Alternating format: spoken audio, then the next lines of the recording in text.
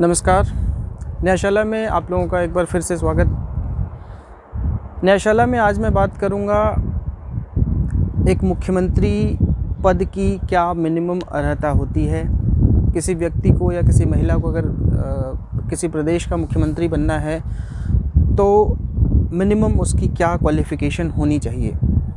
आमतौर की भाषा में आम समझ में हम यही समझते हैं कि अगर हमें मुख्यमंत्री बनना है किसी प्रदेश का या किसी अन्य को मुख्यमंत्री बनना है तो उसको विधायक का चुनाव लड़ना होगा। फिर उसके बाद एक विधायक दल की बैठक होगी। विधायक दल का नेता अगर वो चुना जाता है तो उसको उस प्रदेश का मुख्यमंत्री बना दिया जाता है।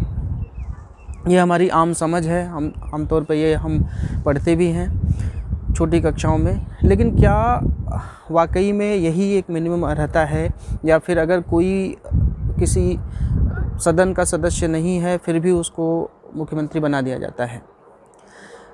नया वाक़या जो हमारे सामने है पश्चिम बंगाल से, जो कि ममता बनर्जी मुख्यमंत्री बनने जा रही हैं, लेकिन वो अपना चुनाव हार चुकी हैं नंदीग्राम से, फिर भी वो मुख्यमंत्री बनने जा रही हैं। तो बहुत सारे लोगों के दिमाग में यह सवाल उठ रहा है, बहुत सारे लोगों ने सवाल पूछा भी कि क्या वो मुख्यमंत्री बन सकती हैं क्योंकि वो अपना चुनाव हार चुकी हैं। तो इस पर क्या लीगल और कॉन्स्टिट्यूशन वैलिडिटी है इस पॉइंट की, उस पर बात करने से पहले मैं बात आपको ले जाऊंगा फ्लैशबैक में 1971 में। 1971 में पहली बार ऐसा मामला आया था जब त्रिभुवन नारायण सिंह को उत्तर प्रदेश का मुख्यमंत्री बना दिया गया था, और तब वह किसी भी सदन के सदस्य नहीं थे। सदन से मेरा तात्पर्य यह है कि विधानसभा या विधान परिषद।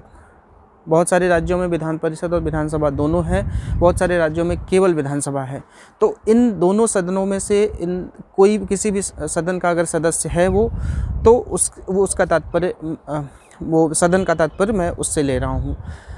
हालांकि देश में एक बार ऐसा भी हुआ है कि जब एक व्यक्ति को प्रधानमंत्री बना दिया गया और वो किसी भी सदन के सदस्य नहीं थे। यहाँ पे जब मैं देश की बात कर रहा हूँ तो सदन का मतलब हुआ राज्यसभा या लोकसभा। तो फिर से मैं 1971 की कहानी पे आता हूँ। 1971 में जब त्रिभुवन नारायण सिंह को मुख्यमंत्री बना दिया गया तो हरशरण वर्मा ने एक पिटीशन के थ्रू इलाहाबाद हाई कोर्ट में उसको चैलेंज किया और ये कहा कि ये मुख्यमंत्री नहीं बन सकते क्योंकि वो किसी भी सदन के सदस्य नहीं हैं। उन्होंने आर्टिकल 164 क्लॉज 1 का हवाला देते हुए कहा कि मुख्यमंत्री तभी कोई बन सकता है जब वो किसी सदन का सदस्य हो। तो इलाहाबाद हाई कोर्ट ने कहा कि 164 जो आर्टिकल है, जो कि यह कहता है कि मुख्यमंत्री का चयन कैसे होगा और मिनिस्टर्स का चयन कैसे होगा, उसमें जो क्लॉजेज़ हैं आप आर्टिकल 164 के क्लॉज 1 का हवाला दे रहे हैं, जबकि आर्टिकल 164 क्लॉज 4 जो है वो ये कहता है कि कोई भी मिनिस्टर कॉन्जिक्यूटिव 6 मंथ्स में अगर वो किसी भी सदन का सदस्य नहीं बन पाता है तो उसको उस पद से बर्खास्त कर दिया जाएगा। मतलब कोई भी मंत्री है तो उसको 6 महीने के अंदर अंदर किसी भी सदन का सदस्यता लेनी होगी, या तो विधान परिषद की या विधानसभा की। तो इलाहाबाद हाई कोर्ट ने कहा कि यहाँ पे मंत्री जो है उसको मुख्यमंत्री भी उसमें सम्मिलित है। मतलब मुख्यमंत्री को आप अलग से नहीं देख सकते, मुख्यमंत्री और मंत्री उसमें दोनों एक साथ सम्मिलित हैं। तो आपकी जो पिटीशन है उसको उन्होंने खारिज कर दिया आर्टिकल 164(4) के तहत। उसके बाद 14 साल बाद एक KP तिवारी को मंत्री बनाया गया। उसको भी हरशरण वर्मा ने चैलेंज किया कोर्ट में, और उन्होंने वो चैलेंज फिर दूसरे ग्राउंड्स दिए उसमें, लेकिन फिर से उनकी पिटीशन खारिज कर दी गई। कुछ सालों बाद जब ऑल इंडिया कांग्रेस के जो अध्यक्ष रह चुके थे सीताराम केसरी, उनको कैबिनेट मिनिस्टर बनाया गया, तब उन्होंने फिर से चैलेंज किया सुप्रीम कोर्ट में, लेकिन फिर से उसको खारिज कर दिया गया।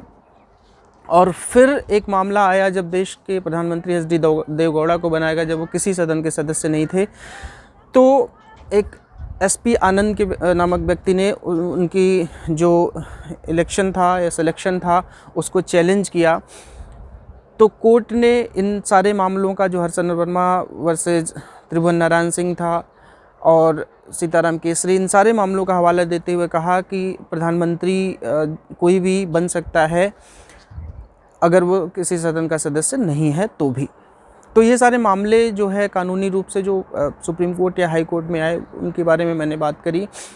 अब जो नया मामला ममता बनर्जी का है उसमें तो ये जो मामले हैं मैंने आपको बताया कि इसमें कोई ऐसी कानूनी बाध्यता नहीं है, कॉन्स्टिट्यूशनल वैलिडिटी में कोई सवाल खड़ा नहीं करता। हालांकि जो हर्षवर्धन वर्मा ने 3 पिटीशन डाली, उनका मेन कंसर्न ये था, उन्होंने यह भी कहा अपने पिटीशंस में कि कॉन्स्टिट्यूशन कमेटी जब बैठी थी, कॉन्स्टिट्यूशन कमेटी जब ड्राफ्ट कर रही थी तो उसमें यह मुद्दा उठा था और उन्होंने जब ड्राफ्ट में यह बहस भी करी थी कि मुख्यमंत्री उसी को बनाया जाए जो सदन का नेता हो, और सदन का नेता वही होगा जो सदन का सदस्य हो। कोर्ट ने उसको भी खारिज करते हुए कहा कि नहीं, ऐसी कोई बहस नहीं हुई थी संविधान समिति में, और एक ऐसा ड्राफ्ट बन के आया था लेकिन उसको खारिज कर दिया गया था संविधान समिति द्वारा। तो संवैधानिक रूप से, लीगल रूप से, हालांकि इसमें कोई बार नहीं है कि किसी भी व्यक्ति को मुख्यमंत्री बना दिया जाए, पर अगर हम नैतिक मूल्यों की बात करें, एथिकल वैल्यू की बात करें, तो बिल्कुल यह बाध्यता आएगी कि आप सदन के सदस्य नहीं हैं तो सदन के नेता कैसे हो गए और प्रदेश के मुख्यमंत्री कैसे हो गए। लेकिन हम जिस शताब्दी में जी रहे हैं, जिस सेंचुरी में जी रहे हैं, वहाँ नैतिक मूल्यों की बात करना अपने ऊपर हंसी उड़वाने जैसा है। तो नैतिक मूल्य तो खैर कभी बात नहीं करी गई, वो भी राजनीतिक क्षेत्र में नैतिक मूल्यों की कभी बात ही नहीं करी जाती।